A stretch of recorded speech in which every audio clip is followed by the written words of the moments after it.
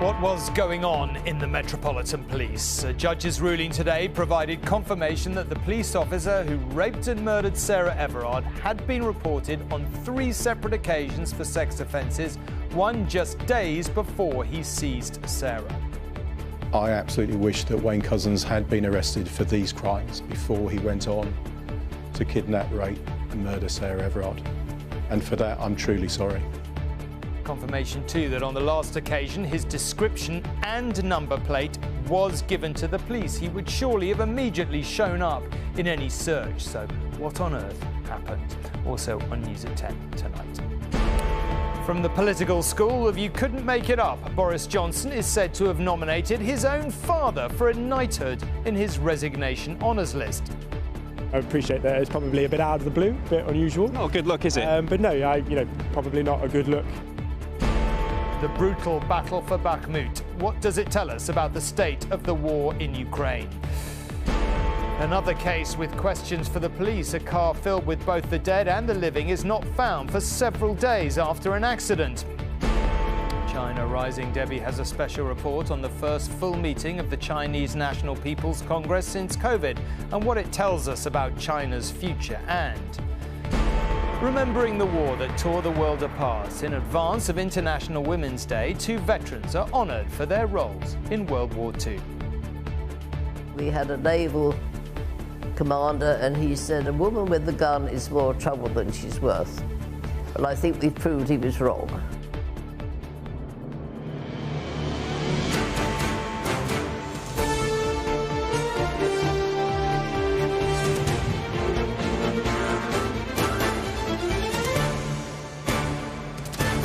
This is DanTV News at 10 with Tom Bradby. Good evening. On every level, it does beg a belief. We knew already that the police officer who raped and murdered Sarah Everard had been accused of previous sex offences. But we discovered today that after the last offence, just days before he killed Sarah, CCTV of his car number plate was given to the police. How could that not have led to drastic and immediate action? All 3 victims in these cases spoke of how they'd been traumatised by what happened and how Couzens might have been stopped before carrying out his barbarous murder if his crimes against them had been investigated properly. Nor did the judge mince her words. The fact that no police came to find him, she said, made him feel dangerously invincible. After today's proceedings, watched by Sarah Everard's mother on video link, the Met issued an apology. He had a dangerous belief in his invincibility after a string of sexual offences. Could and should Wayne Couzens have been caught before he raped and murdered Sarah Everard? Today, the Met Police said they were sorry he wasn't. I absolutely wish that Wayne Couzens had been arrested for these crimes before he went on to kidnap, rape and murder Sarah Everard. And for that, I'm truly sorry. This CCTV shows Couzens stopping off at a McDonald's drive-through. He's just finished a 12-hour shift as a police officer in London. As he collects his order, he indecently exposes himself to a female member of staff. It wasn't the first time he'd done it. His number plate was caught on camera and it was reported to the police. But just days later, his sexual offending escalated with a devastating outcome. Sarah Everard was walking home in South London when she became his next victim. This shows the moment Wayne Couzens kidnapped her, exploiting his powers as a police officer, handcuffing her as he pretended to arrest her for breaching COVID rules. We now know on the 13th of November 2020, Wayne Couzens exposed himself to a woman on a country lane in Deal while on duty, working from home. Months later, in February, he twice exposed himself at a McDonald's drive-through in Kent. Just 4 days later, he kidnapped Sarah Everard. Today, the Old Bailey heard from 3 of his victims. One woman spoke of her survivor's guilt. Another said the crime wasn't taken seriously enough. One said, if he'd been held accountable when we reported the crime, we could have saved Sarah. This defendant's selfish, sexually aggressive acts. In a televised hearing, Wayne Couzens was sentenced to 19 months in prison for 3 counts of indecent exposure. The fact that no police came to find him or his black car to question him about these incidents can only have served to confirm and strengthen in the defendant's mind a dangerous belief in his invincibility, in his power sexually to dominate and abuse women without being stopped. Campaigners say any sexual offence complaint should be acted on swiftly. Flashing can be an indicator of serious risk of escalation, where the police don't take them seriously. Not only is that a failure in justice, but it also is a failure to put in place measures to prevent future crimes. Wayne Couzens is already serving a whole life sentence. 2 police officers are facing disciplinary proceedings. Then the police watchdog and a public inquiry will lay bare the missed opportunities. Rebecca Barry, News at 10. It really is a deeply disturbing story.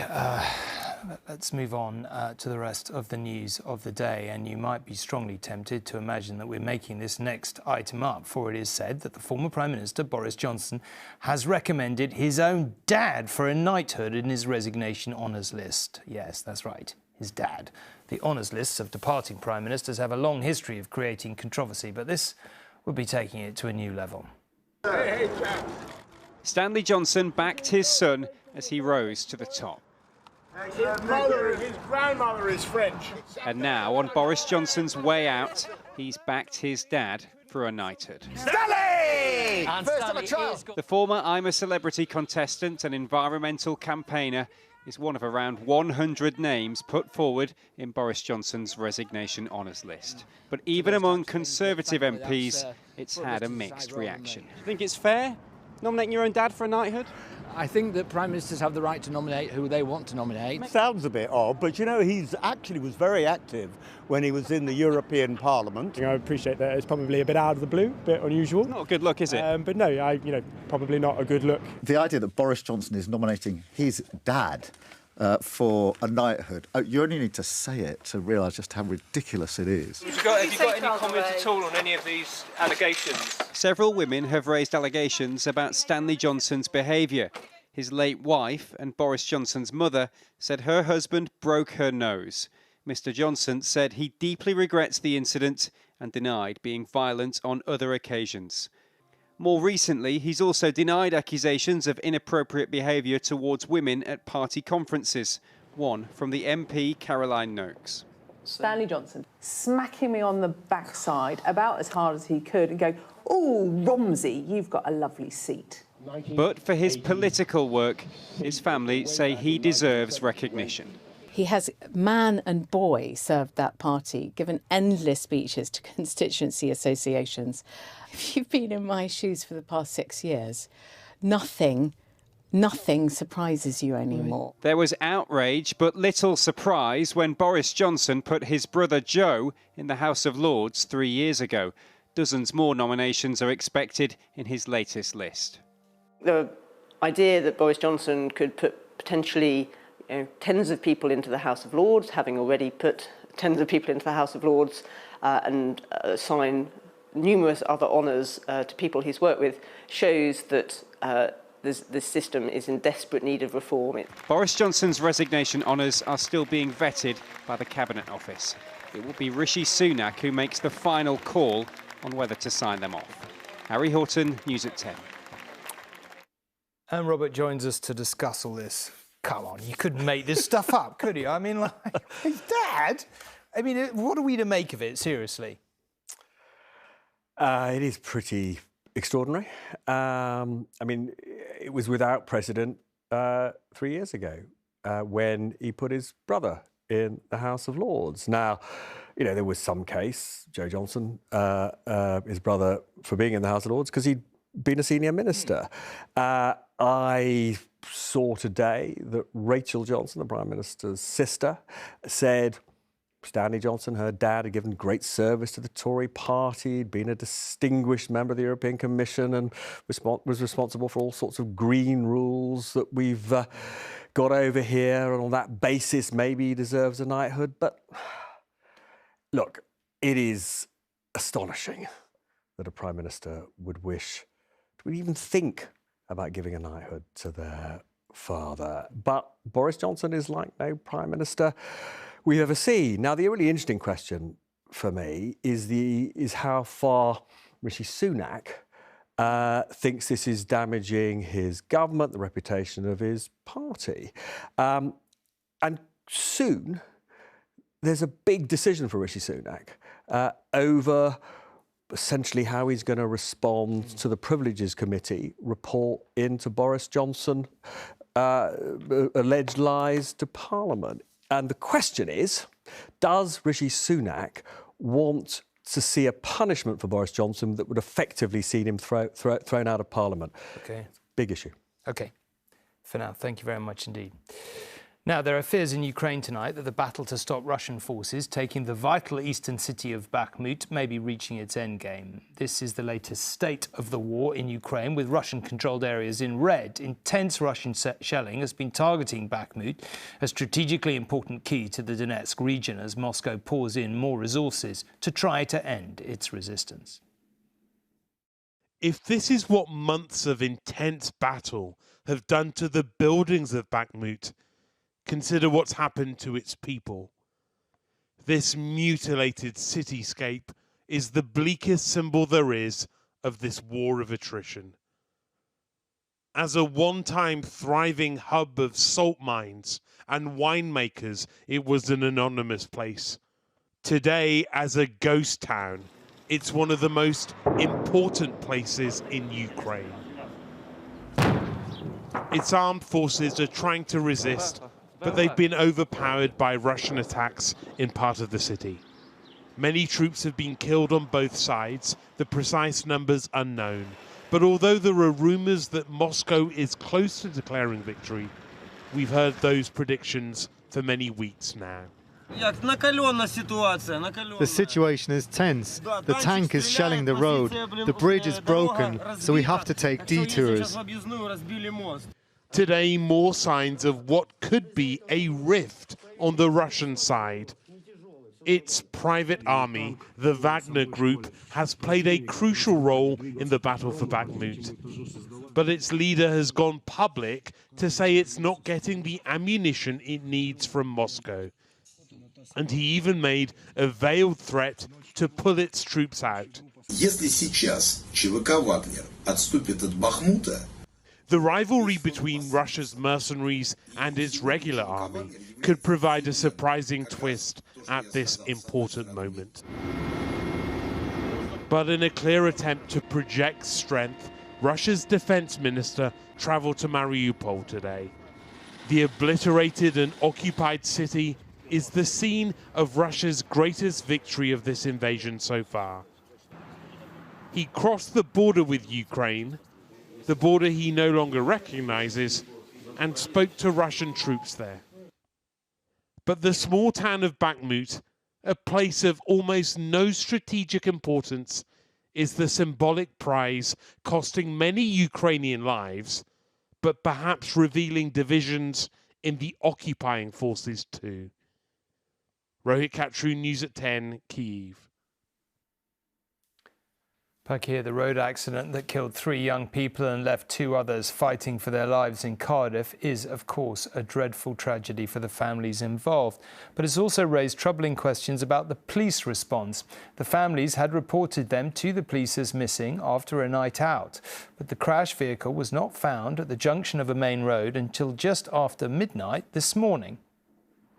After a weekend of frantic worry, finally, some answers. Tribute to 3 lives so needlessly lost. They've been named as Eve Smith, Raphael Jeanne and Darcy Ross. Their friends Sophie Russon and Shane Loughlin remain in a critical condition in hospital tonight. A family member of Sophie told ITV News that she was through the worst and was pulling through following surgery.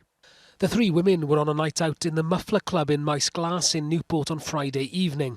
They then travelled 35 miles to Treco Bay near Porthcawl with Mr Jean and Mr Lachlan before travelling back to Newport through Cardiff, where they were last seen in the early hours of Saturday morning. It wasn't until last night, however, that a Volkswagen was discovered in the St Mellons area of the city. The car was found just after midnight in a wooded area immediately next to the A48. Scores of people have been coming here to the scene throughout the day to pay tribute to those who died. Friends and family leaving heartfelt messages and floral tributes. But there are questions too as to just how these 5 people lay undiscovered for nearly 48 hours, so close to a major road. Questions too over who found the car. People here say it was discovered by family or friends who'd been coordinating their own search over the weekend, while Gwent police say it was found by a police helicopter. The force has referred itself to the Independent Office for Police Conduct, which they say is in line with normal procedures. In Cardiff, there's a real sense of sadness at this tragedy. 3 young people lost, 3 families and their friends in mourning. Tonight, crowds of people came to the scene and fireworks were let off to celebrate the lives of Eve, Raphael and Darcy, who were clearly loved by so many. Rhys Williams, News at 10, Cardiff. Back to politics, and Rishi Sunak's next big flagship policy looks to run into opposition even before it's been brought to Parliament. The government wants to deal with the small boats crisis in the Channel by blocking asylum claims made by people who enter Britain unlawfully. But critics say the plan is both unjust and unworkable. A freezing morning in Dover, but the cold weather doesn't stop the migrant crossings any more than the dangers of the voyage. And now the government is determined there'll be little welcome here. Tomorrow setting out legislation intended to make it very difficult for those who reach these shores on small boats to stay. The principle is, if you come here illegally via those routes, then you shouldn't be able to stay. Because let's not forget that many people that are on these boats have travelled through a variety of safe countries to get here. The migration bill is expected to propose all those who arrive by illegal routes, whether boat, rail or vehicle, being detained. Those who can't prove they're at risk of torture or death will be deported to what the government deems to be a safe third country like Rwanda, or to their country of origin, with those deported unable to claim asylum or ever settle in the UK. Refugee charities and others have deep concerns. It's slamming our door in the face of people who have fled beatings in Afghanistan, bullets and bombs in Syria, people who are refugees. We know, our own analysis shows that 2/3 of those that came across the Channel last year will be allowed to stay as refugees. But what this government is now doing is saying we want to treat you as though you're a criminal. Last year, more than 45,000 migrants arrived in the UK across the Channel. Rishi Sunak has declared he intends to stop all small boat crossings. Labour say this bill isn't the way to do it. At the moment, a lot of this looks like a rerun of the things they had in last year's law just 9 months ago, which ended up making things worse and the crossings left to a record high. There's got to be action that goes after the criminal gangs and overhauls the asylum system and also gets a new agreement with France. Some who've worked in immigration doubt whether it's practical. We can't detain ever-increasing numbers of people for ever-increasing lengths of time. We've seen how long it takes these court processes to get through because the courts don't have the resources or the time. If we let them go into the UK, we've then got to find them again. So it all starts with, the first question is, where can you send them to? On Friday, the Prime Minister will meet the French President Emmanuel Macron in Paris to discuss the issue.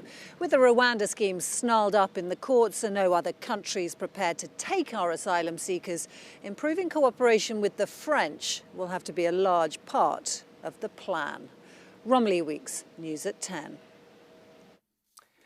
In Beijing this week, an event is taking place that seems destined to have repercussions right around the globe. 3,000 delegates are attending the first post-COVID era National People's Congress in the Great Hall of the People in Tiananmen Square. And what they are applauding and indeed endorsing is the virtually absolute grip on power exerted by President Xi Jinping, now without doubt China's most powerful leader since Mao Zedong. There is a supreme confidence that comes with all-encompassing power and the adulation of a party stacked with members in your favour.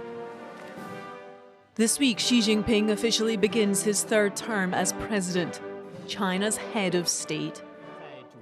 At this annual assembly in Beijing, Xi will establish total control by confirming a cabinet of loyalists and unveiling plans to put the party in charge of several state council departments. The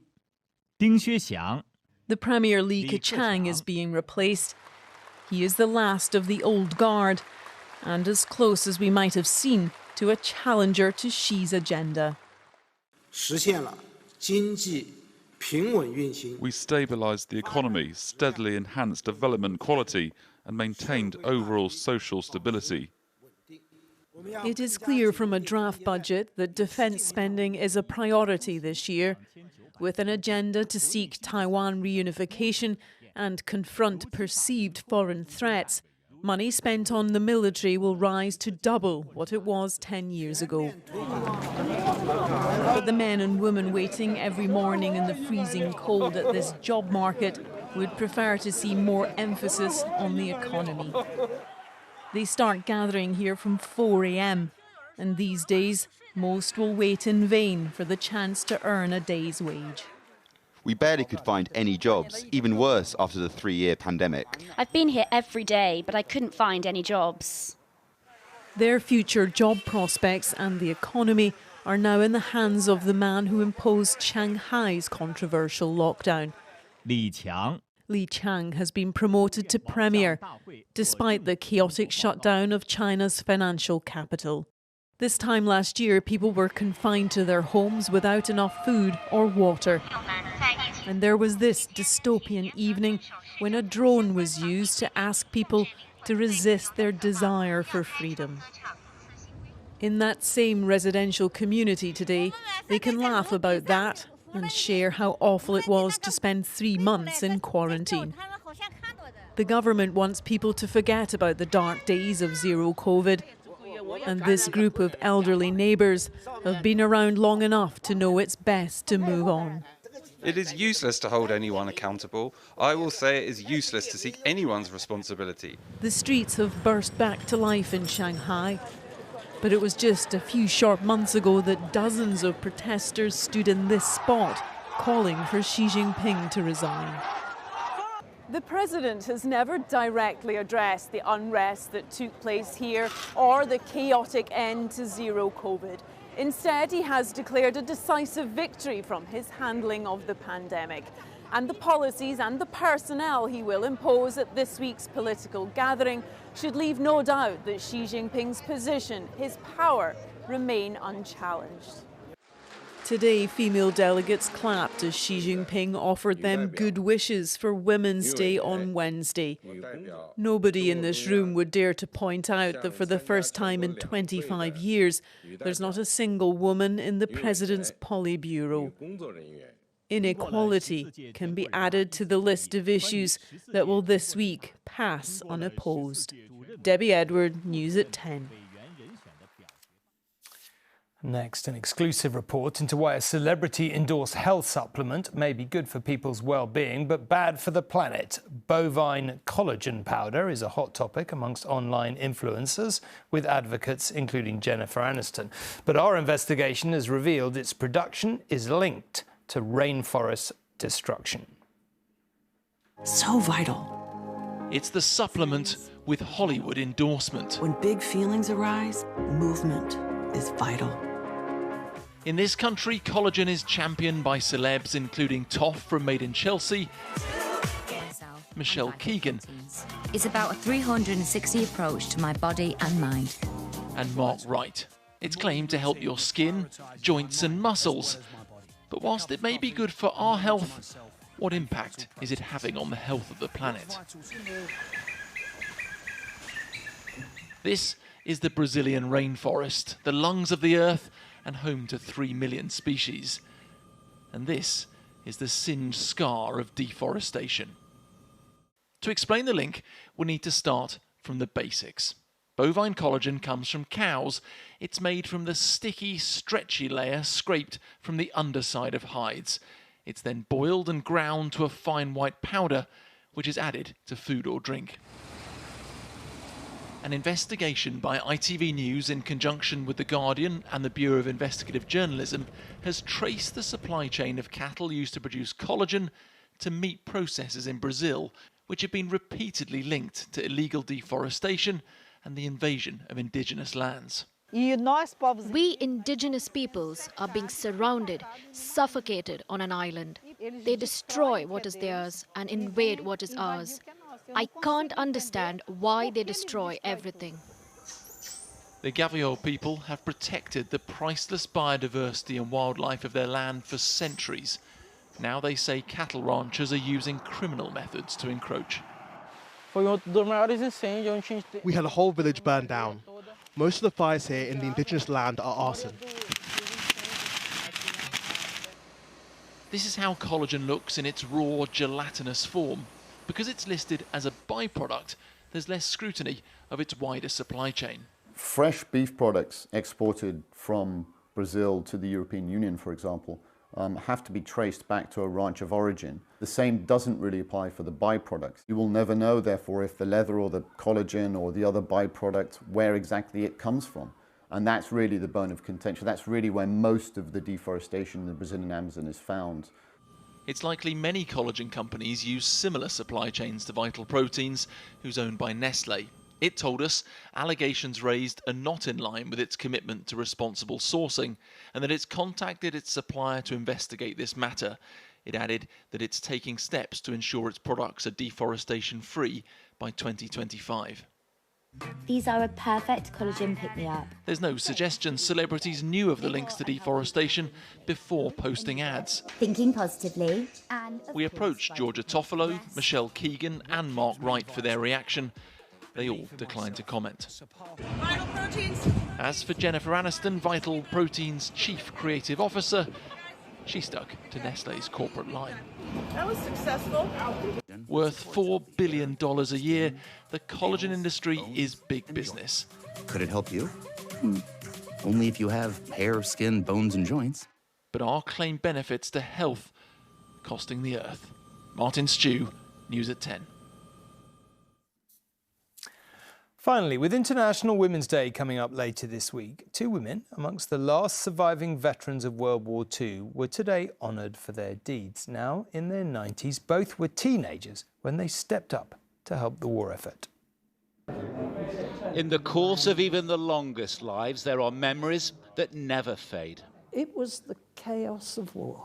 So it was for Marie and Mildred, who in their teens answered their country's call.